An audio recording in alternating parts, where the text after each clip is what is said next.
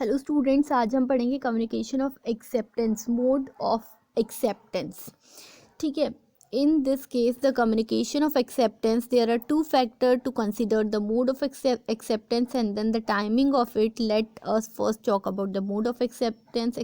Acceptance can be done in two way, namely communication to acceptance by act, communication to acceptance by conduct. तो by act it would be include communication via words, whether oral and written. So this will includes communication, telephone calls, letters, email, telegraph, etc. communication करके, ठीक है, जो acceptance है वो act करके, किसी क्रिया किसी कार्य को करके एक्सेप्टेंस किया जाता है, जैसे कि फ़ोन से बोलकर, रिटर्न मेल भेजकर, टेलीग्राफ से, लेटर से, मेल से, टेलीफोन से एक्सेप्टेंस किया जा सकता है।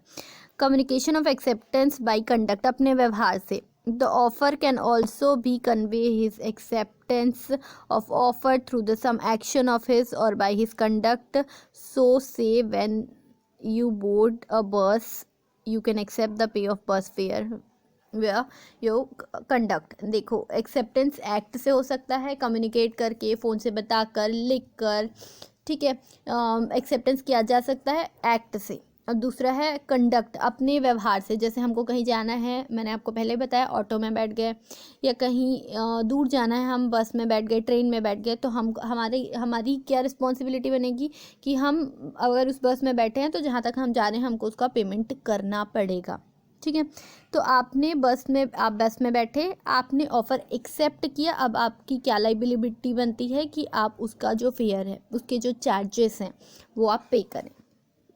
ठीक है, कम्युनिकेशन से एक्ट करके भी एक्सेप्टेंस किया जा सकता है और बाय कंडक्ट भी। अब है timing of acceptance as against the offeror. For the proposer, the communication of the acceptance is complete when he puts such acceptance in the course of transmission. After this, it is out of his hand to revoke such acceptance. मतलब अगर प्रपोज़र ने जो proposal दे दिया है उसके बाद सामने वाले ने एक्सेप्ट कर लिया तो वो एक्सेप्टेंस कहलाएगा। अब उसको बीच में रद्द नहीं कर सकते एक्सेप्टेंस को। So his communication will be complete when, so for example, A accept the offer to B letter। ठीक है, ए ने एक्सेप्ट कर लिया ऑफर को बी के लेटर से। He posts the letter on 10th July and the letter is B to 14th, ठीक है, to B. The communication of acceptance is complete on 10th July it self.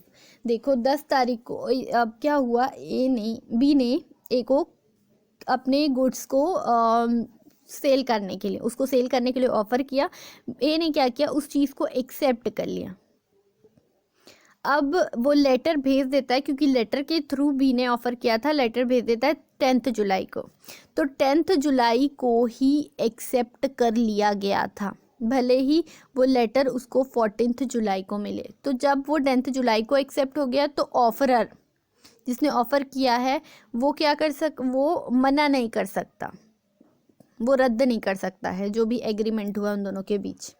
अब है as against the acceptor. The communication is in the case of acceptor is complete when the proposal require knowledge to such acceptance.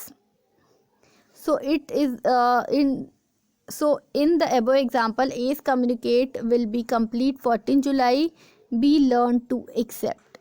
ठीक है, acceptor जो है तब 14th जुलाई के पहले अगर उसको अपना एक्सेप्टेंस रिजेक्ट करना है तो वो रिजेक्ट कर सकता है, जब तक कि बी को नहीं पता है कि प्रपोजल एक्सेप्ट कर लिया गया है। ठीक, अगर 14 जुलाई के बाद रद्द करना चाहता है, वो दोनों के बीच में जो प्रॉमिस हुआ है, जो कॉन्ट्रैक्ट, जो एग्रीमेंट हुआ है उसको, अपने एक्सेप्टेंस को, तो वो रिवोक नहीं कर सकता। ठीक है, अब है यही revocation of offer. Indian contract act क्या बोलता है, revocation of offer in section 5 में डिफाइन किया गया है। कम्युनिकेशन के पहले अगर रिवोकेशन किया जाए, रद्द करना चाहे अगर वो प्रपोज़ल को, ठीक है, तो वो कर सकता है। लेकिन एक्सेप्ट करने के बाद पॉसिबल नहीं है रिवोकेशन। यही चीज़ डिफाइन किया है, देखो लिखा है A accept the offer and post the letter on 10th July to be, gets the letter 14 July, but B भले ही बी को 14 जुलाई को लेटर मिला लेकिन वो 10 जुलाई को ही एक्सेप्ट कर लिया था, तो बी 10 जुलाई के बाद प्रपोज जो भी दोनों के बीच में जो भी एग्रीमेंट हुआ है उसको रद्द रिवोक नहीं कर सकता। और एक्सेप्टेंस कम्युनिकेट किया है 10 जुलाई को, लेकिन वो पहुंचा कब है, 14 जुलाई को, तो 14 जुलाई तक उसका टाइम है, तब तक वो क्या कर सकता है, जो है 14 जुलाई के पहले तक के वो अपने एक्सेप्टेंस को बी को बोल के रिजेक्ट कर सकता है। ठीक है, नीचे भी सेम है, सेक्शन 5 में डिफाइन किया गया है। जो है 14 जुलाई को एक्सेप्टर का लेटर मिल रहा है तो वो 14 जुलाई या 10 जुलाई दोनों में से कभी भी, मतलब इन दोनों के बीच में वो कभी भी वो है, उसको अगर अपना एक्सेप्टेंस रद्द करना है तो वो कर सकता है। लेकिन उसके बाद अगर कम्युनिकेशन के थ्रू वो चाहे कि मैंने जो ऑफ़र एक्सेप्ट किया था वो मेरे को नहीं करना है, तो वो पॉसिबल नहीं है। देखो सेम चीज़ है एग्जाम्पल में भी, मेल करने के बाद क्या ऑफ़र जो को एक्सेप्ट किया गया है वो उसको रद्द किया जा सकता है। तो अगर सामने वाले ने मेल चेक नहीं किया है, सामने वाले को मेल नहीं मिला है, तो रिजेक्ट कर सकता है, रद्द कर सकता है। लेकिन अगर जो प्रपोज़ल है उसको रिसीव हो गया है मेल, तो वो रिवोक नहीं कर सकता है।